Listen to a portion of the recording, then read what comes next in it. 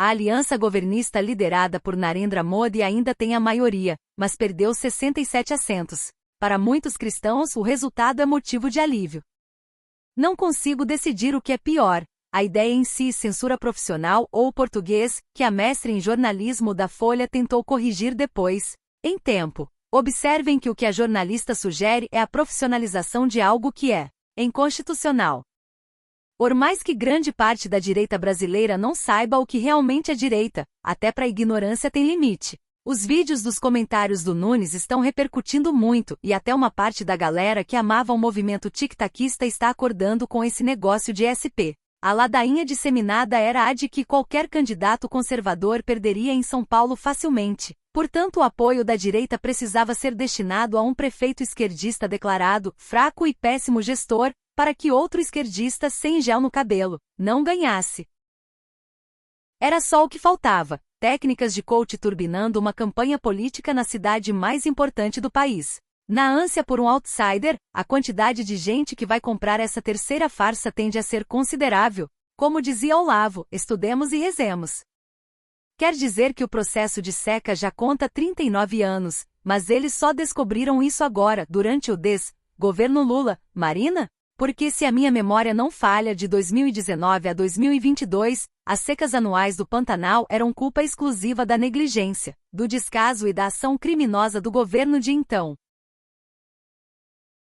Segundo matéria do Valor Econômico, Pindorama foi o 6º país em êxodo de milionários, em 2024. É no que dá a falta de segurança jurídica e previsibilidade fiscal e econômica. A boa notícia, pelo menos para a esquerda que odeia milionários, é que as políticas públicas do PT estão dando resultado, e a desigualdade social no país deverá cair neste ano, embora não pelo aumento da renda dos mais pobres, mas pela redução dos top 1%.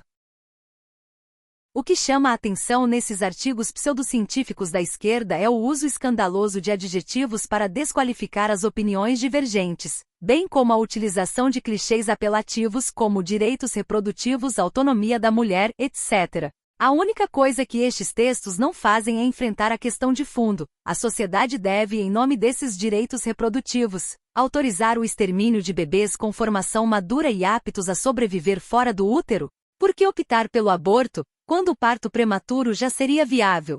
Mas em vez disso preferem o palavrório vazio, barbárie contra a mulher, retrocesso civilizacional, etc. Quando o assunto é aborto, a militância esquerdista nunca se lembra de defender os interesses dos mais fracos e indefesos. Isso é o fim da picada. Primeiro, eles dão um jeito de fazer as empresas recolherem além do devido. Depois, na hora de devolver o excedente, cobram mais impostos sobre aquilo que não deveria sequer ter sido recolhido. Analogamente, é como se a SRF resolvesse cobrar impostos sobre as devoluções devidas às pessoas físicas na declaração de IR. Absurdo! Depois de forçar políticas públicas ruins, o governo agora vai dobrar a aposta. É o que acontece sempre que se tenta ignorar a velha lei da oferta e da demanda em prol de políticas artificiais, paridas da caixola de burocratas e ativistas. No fim, quem paga a conta é o consumidor, pagador de impostos. É tudo tão bizarro que dá até preguiça de comentar. A boa notícia é que a mídia mainstream parece começar a sair do sono profundo e cúmplice dos últimos 5 anos. Leiam o resumo. O relatório do Congresso dos Estados Unidos com decisões sigilosas do magistrado para suspender perfis de redes sociais também revelou casos que não partiam da PGR ou da PF nem passavam por esses órgãos. Esse fato, atrelado ao sigilo de inquéritos, faz com que somente o ministro tenha condições de saber quantas contas já mandou suspender e por quais motivos. Uma das investigações mais polêmicas, a de fake news, aberta por Dias Toffoli, tem todos os documentos físicos, não digitalizados, sendo que sua totalidade só pode ser acessada por Moraes. A falta de transparência nas decisões tem sido um dos motivos das críticas recebidas pelo ministro. Em alguns casos, ao longo de 5 anos de investigações comandadas por ele, nem PGR nem PF tiveram acesso ao conteúdo antes da ordem de providência enviada às plataformas, até mesmo em determinações envolvendo quebras de sigilo. Como mostrou a Folha, o ministro também derrubou perfis e conteúdos apenas com base em relatório da Assessoria Especial de Enfrentamento à Desinformação, órgão do TSE, Tribunal Superior Eleitoral, grupo que ele chefiou. O documento elenca decisões de Moraes em inquéritos em andamento no STF e decisões relacionadas à atuação do ministro no TSE. No caso da Corte Eleitoral, as 22 decisões reveladas são fundamentadas e detalham os motivos da suspensão das contas ou de postagens. Nelas, alguns pedidos partem da assessoria do próprio ministro. As notificações às plataformas via STF, no entanto, não são acompanhadas das respectivas decisões fundamentadas. Essas decisões apontam os documentos, são relacionadas a casos como o inquérito das fake news, 8 de janeiro e milícias digitais, todos relatados por Moraes. Profissionais que atuam nos casos afirmam que o STF é o único tribunal do país a dar ordens do tipo sem estar acompanhada de uma fundamentação. Pessoas com conhecimento dos processos afirmam que na minoria dos casos houve decisão posterior para autorizar a retomada de perfis. A maioria, portanto, segue fora do ar. Os liberais vêm batendo nesta tecla há pelo menos 30 anos. Infelizmente, porém, aumento da produtividade virou uma expressão maldita para a esquerda, que prefere focar nos sintomas e não nas causas do nosso subdesenvolvimento. Tanto quanto me dói a prisão do Felipe, me desperta algum tipo de incômodo gente que sei tem pelo menos 2 neuronews funcionais e apoia isso por arrivismo anti-bolsonarista ex-bolsonarista. Uma atitude absurda, autoritária, vingativa, que abre precedentes terríveis, tendo apoio unicamente por razões ideológicas espúrias. O que de bom pode vir daí? A agência @aos fatos já fez a checagem sobre a coluna de Fernando Schiller na @veja. Ao que parece, o jornalista destrói a tese de que as conversas expostas de Juliana Dalpiva seriam falsas. Seria interessante apurar com quem eram os diálogos que ele relata. Tentei explicar ao rapaz que não é intelectualmente honesto chamar o movimento da Casa de Representantes dos Estados Unidos como coisa de congressista de extrema-direita e dizer que isso certamente não dará em nada. Acho que ele não gostou.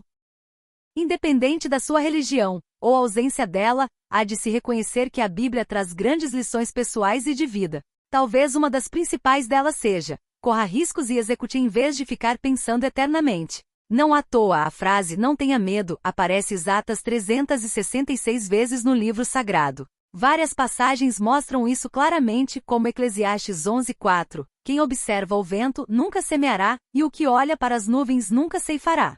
Já segundo Mateus 7,19, a árvore que não dá fruto vira lenha. E Timóteo 1,7 cita que Deus não nos deu espírito de covardia, mas de poder, de amor e de equilíbrio. Admito que em muitos momentos da vida tive e tenho muito medo de arriscar. Já perdi grandes oportunidades por causa disso. Na verdade, o risco não tomado já me fez perder muito mais do que o risco que não deu certo. Mas mesmo sabendo disso, continuo muitas vezes preferindo o caminho do conforto, da segurança. Sei que para você não deve ser diferente. Escrevo esse texto não para dar uma lição de moral ou um motivacional barato. Como falei, eu mesmo tenho medo muitas vezes. Na realidade, esse texto é para que eu, e talvez você, lembremos que quem não corre risco nunca terá uma história para contar. Quem teme a rejeição jamais experimentará o sabor do sucesso. E, sobretudo, quem não acredita em si próprio e em Deus não verá sua realidade corresponder aos seus sonhos. Tenha em mente, para quem está com Deus, nada é impossível. O homem contou ter feito uma análise da própria vida e identificado que a ex-companheira o causava ansiedade, nervosismo e agonia. De acordo com ele, a mulher era ciumenta e desconfiada. A mulher errada destrói o homem. O pau está torando na interna do PT. A juventude petista mandou uma carta aos dirigentes em que acusa a direção nacional de sufocar e impedir a transição geracional na sigla. A tesoureira do PT, Gleide Andrade, rebateu os jovens no grupo de WhatsApp da Executiva Nacional, afirmou que a nota é desrespeitosa. Ela também acusou os autores de fazerem política de queimação baixa, nojenta, imunda. Queima a Quingaral. Confesso a vocês que a advocacia está me surpreendendo, dessa vez positivamente. Estou impressionado com a vontade de mudar a OAB e o apoio massivo que o Dr. Alfredo Scaff está tendo em São Paulo e outras seccionais. Algo me diz que a mudança na ordem está começando, ainda que tardia. Mérito do Dr. @Alfredo_Scaff, que está fazendo um exímio trabalho de interlocução e articulação na defesa de nossas prerrogativas e nas eleições diretas para a presidência do CFOAB. A advocacia agradece, doutor. Conte com meu apoio. Pra frente sempre. O novo filme do James Gunn já tá sendo gravado e hoje saíram várias fotos onde dá pra ver bem o traje. Pontos positivos. O David Corenswet tem um rosto pro personagem. Cores vivas. A cueca. O símbolo atrás. Pontos negativos. A gola. O símbolo estilizado. O uniforme parece frouxo no corpo, parece uma fantasia, mas talvez na câmera de cinema fique muito melhor. As linhas no uniforme. De qualquer maneira, podia ser muito pior. Achei ok, dentro do possível do que a DC vem fazendo.